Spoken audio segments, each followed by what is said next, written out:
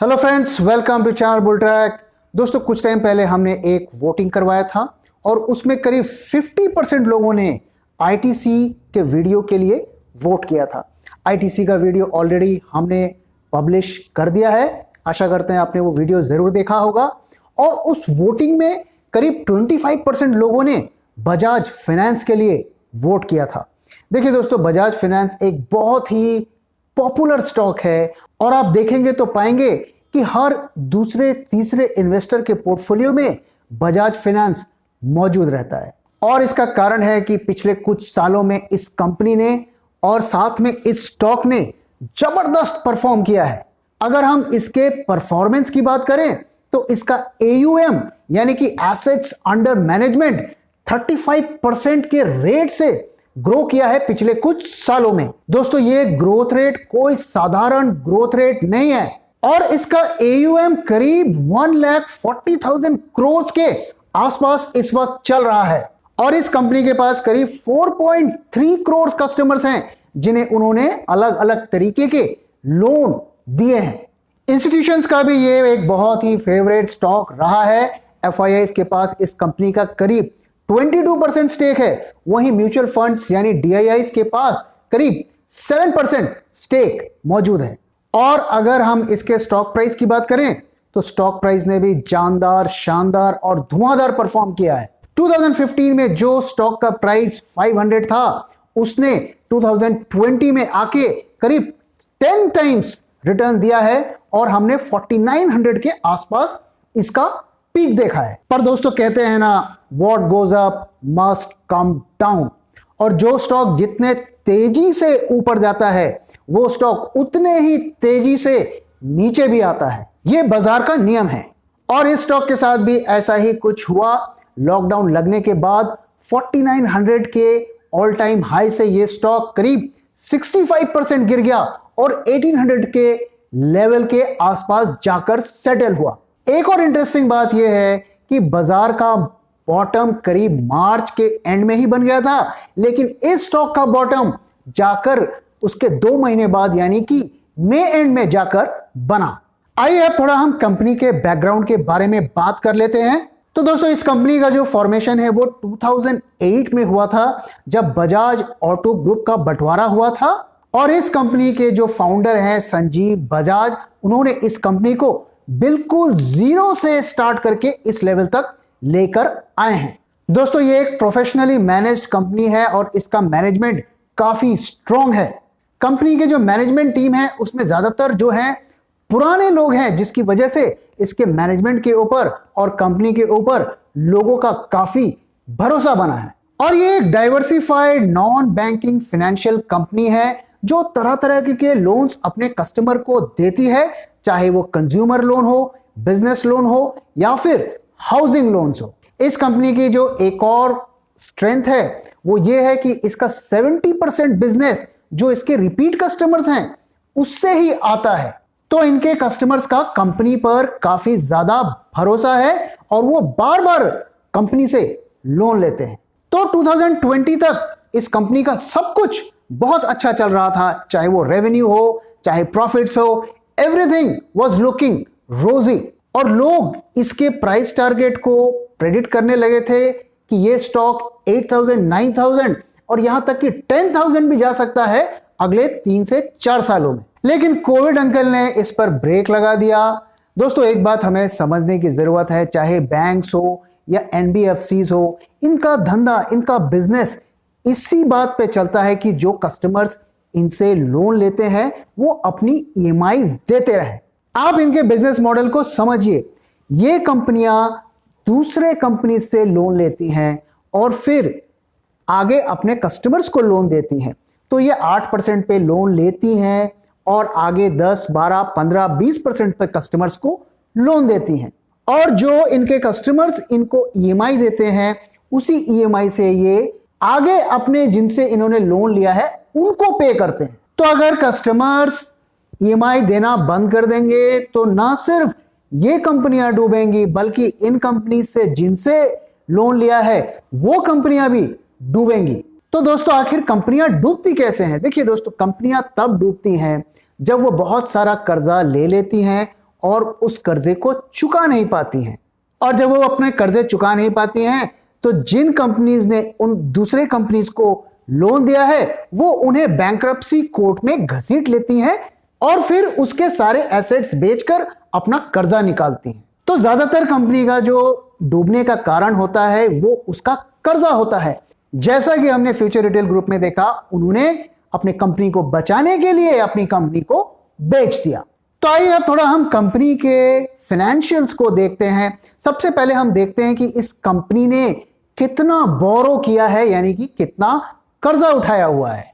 तो मोटा मोटा इनका जो टोटल कर्जा बनता है वो है 99,500 करोड़ रुपीस, जिसमें से एक साल के अंदर उन्हें करीब 13,400 करोड़ रुपीस लौटाने हैं और 3 साल के अंदर करीब 43,000 करोड़ लौटाने हैं। अब आप जरा इमेजिन करिए कि मान लीजिए कोविड आउट ऑफ कंट्रोल चला जाता है और लॉकडाउन लग जाता है, तो लोग कैसे पैसा कमाएंगे और जिन लोगों ने कंपनी से लोन लिया है उसे वो कैसे चुकाएंगे। और जब लोग अपनी ईएमआई नहीं देंगे तो बजाज फाइनेंस या एनबीएफसी कंपनी आगे जिससे लोन दी है उनका कर्जा कैसे चुकाएंगे। तो यहां पर जो एक इंपॉर्टेंट फैक्टर प्ले आउट करता है वो है कि कंपनी के पास कितना कैश रिजर्व्स है। तो अगर हम बजाज फाइनेंस की बात करें तो बजाज फाइनेंस के पास करीब 20,000 करोड़ का कैश रिजर्व मौजूद है। तो आप देख सकते हैं कि उनकी जो शॉर्ट टर्म की देनदारी है, यानी 1 साल की देनदारी है, वो संभाल लेंगे। लेकिन अगर ये प्रॉब्लम लंबी खिंच जाती है 2-3 साल तक, तब ये बड़े खतरे की बात हो जाएगी। तो आप देख सकते हैं कि सारा खेल जो है कोविड के हाथ में है और कोविड आगे क्या रंग दिखाता है उस पर ही बजाज फाइनेंस और इस तरीके की दूसरी कंपनी का फ्यूचर डिपेंड होगा। अब आइए हम कुछ और पैरामीटर्स भी देख लेते हैं। अगर हम इनके एनपीए की बात करें तो एनपीए 1.7% है, जो कि कंट्रोल में है। लेकिन दोस्तों एनपीए फिगर्स पर बहुत ज्यादा हमें यकीन नहीं करना चाहिए, क्योंकि एनपीए फिगर्स को अक्सर मैनिपुलेट करके कम दिखाया जाता है। अगर हम सीएआर यानी कैपिटल एडिक्वेसी रेशियो की बात करें तो ये काफी हेल्दी है और करीब 26% के आसपास बनता है। जो आरबीआई की गाइडलाइंस है उसके हिसाब से ये 12-13 यानी 12-13% के से ऊपर होना चाहिए और ये फिगर उससे करीब दुगने लेवल पर है। तो ये हमें काफी हद तक शॉर्ट टर्म में एटलीस्ट हमें एक सेफ्टी का इंडिकेशन देता है। अब देखिए दोस्तों, कंपनी को भी पता है कि ये सिचुएशन आसान नहीं है and there are difficult times ahead, और उन्होंने इस चुनौती को निपटने के लिए कई सारे कदम ऑलरेडी उठा लिए हैं। उसमें से पहला कदम आपको पता है क्या होता है। कोई भी कंपनी के ऊपर जब कोई प्रॉब्लम आती है तो उसका सबसे पहला हथियार होता है कि एम्प्लॉय की सैलरी काट दो। वो बेचारे तो बेजुबान जानवर की तरह होते हैं, कुछ बोल ही नहीं पाएंगे। तो सबसे पहले ये कंपनियां क्या करती हैं, अपने एम्प्लॉयज की सैलरी कट कर देती हैं। तो इस कंपनी ने भी वही किया और इन्होंने अपने एम्प्लॉयज की 5-20% सैलरीज कट कर दी। दूसरा जो कदम कंपनी ने उठाया है कि उन्होंने अपने बोनस इंसेंटिव्स को बंद कर दिया है। दोस्तों इन कंपनीज में क्या होता है कि इनके जो सेल्स रिप्रेजेंटेटिव्स होते हैं या बिजनेस मैनेजर्स होते हैं, इनका बोनस और इंसेंटिव इसी बात पर मिलता है कि ये कितना लोन आगे लोगों को बेचते हैं, और अक्सर इनके इंसेंटिव्स और बोनस जो होते हैं सैलरी से ज्यादा होते हैं। तो कंपनी ने इस वक्त उस पर रोक लगा दी है। दोस्तों जब भी आपका कोई एम्प्लॉय आपके पास आए और बोले मुझे बोनस चाहिए या प्रमोशन चाहिए, तो आपको क्या करना है, उससे सिर्फ एक क्वेश्चन पूछना है, और वो क्वेश्चन ये है, तेरे को नौकरी करनी है? और आप इतना पूछेंगे, इसके बाद वो बोनस प्रमोशन तो छोड़िए, वो आपसे सैलरी भी नहीं मांगेगा। तो ये तो थे कुछ कॉस्ट कटिंग मेजर्स। इसके अलावा कंपनी ने कुछ और कदम भी उठाए हैं, जैसे उन्होंने 2300 करोड़ की प्रोविजनिंग की है फॉर बैड लोन्स।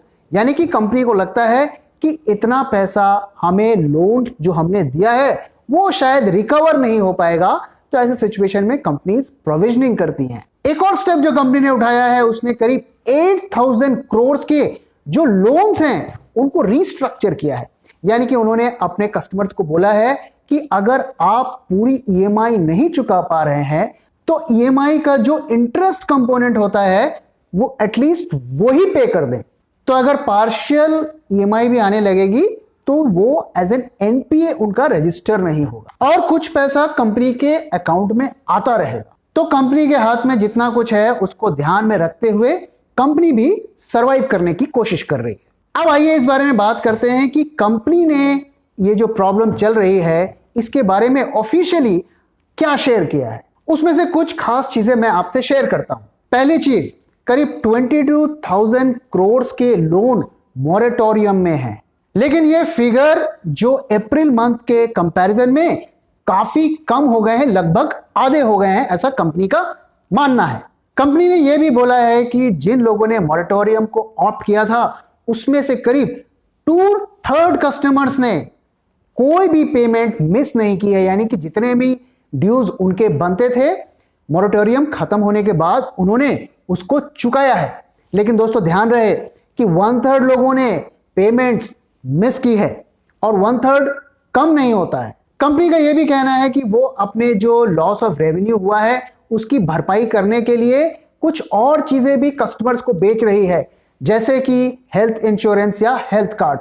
जैसा कि मैंने आपसे बताया कि कंपनी के पास बहुत बड़ा एक कस्टमर बेस है, करीब 4.3 करोड़ का, और उसमें से अगर वो कुछ रेवेन्यू जनरेट कर पाते हैं तो ये कंपनी के लिए एक अच्छी बात है। कंपनी ने रिसेंटली ही कुछ और पैसा भी बाजार से उठाया है, यानी लोन लिया है, ताकि कुछ अगर ऊपर नीचे हो जाए तो कंपनी उसे संभाल सके और कंट्रोल कर सके। इस कंपनी के साथ एक और अच्छी बात यह है कि ये जब बाहर से कर्जा लेते हैं तो इन्हें कर्जा सस्ते दाम पर मिल जाता है, क्योंकि इनकी ब्रांडिंग स्ट्रांग है और इनके फंडामेंटल्स बाकी एनबीएफसी के कंपैरिजन में काफी अच्छे हैं।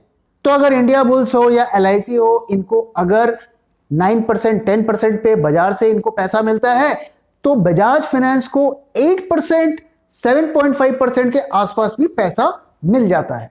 तो फ्यूचर में भी अगर कंपनी को पैसा उठाना होगा तो वो सस्ते दर पे उठा सकती है। ये कंपनी का पॉजिटिव पॉइंट। तो दोस्तों आप देख सकते हैं कि कंपनी भी काफी कोशिश कर रही है, लेकिन कोई भी कॉन्फिडेंस के साथ ये नहीं कह सकता है कि खतरा टल चुका है और अब घबराने की कोई बात नहीं है। खुद बजाज फाइनेंस ने ये कहा है कि अगर सबसे ऑप्टिमिस्टिक सिनेरियो भी अगर होती है तो वो प्री कोविड लेवल का सिर्फ 85% बिजनेस ही रिकवर कर पाएंगे। यानी कि कोविड आने से पहले जिस तरीके से कंपनी बिजनेस कर रही थी उसका सिर्फ 85% तक ही कंपनी जा सकती है, ऐसा कंपनी का कहना है। कंपनी ने एक और इंटरेस्टिंग चीज बोली है कि अगला जो 1 साल होगा इसमें वो ज्यादा ग्रोथ को एक्सपेक्ट नहीं कर रही है। It will be a year of consolidation and operational efficiency. आइए अब हम स्टॉक की बात करते हैं कि इस स्टॉक में हमें क्या एक्शन लेना चाहिए।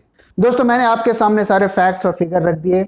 अब इन चीजों को ध्यान में रखकर आपको डिसाइड करना है कि इस पे क्या एक्शन लेना है। जैसा कि मैंने बताया सारा खेल कोविड का है और आगे हमें देखना है कि कोविड में आगे क्या होता है। अगर लॉकडाउन्स बढ़ेंगे, केसेस ज्यादा बढ़ेंगे तो मान के चलिए फिर इस कंपनी के ग्रोथ पर एक ब्रेक लग जाएगा और इसके डिफॉल्टर्स भी बढ़ जाएंगे। लेकिन अगर कोविड वीक होता है तो कंपनी ने काफी रिकवरी कर ली है और कुछ महीनों के कंसोलिडेशन के बाद वापस से ये उस ग्रोथ को अचीव कर पाएगी। लेकिन दोस्तों ये तो बहुत डिप्लोमेटिक सी बात हो गई। आपको पता है हमारे चैनल पर हम गोल मोल घुमा के बात नहीं करते हैं, साफ साफ बात करते हैं कि हमें क्या एक्शन लेना चाहिए। तो दोस्तों मेरा क्या व्यू है मैं आपसे शेयर करूंगा। आपको उस व्यू को एक्सेप्ट करना है नहीं करना है ये आपका चॉइस है।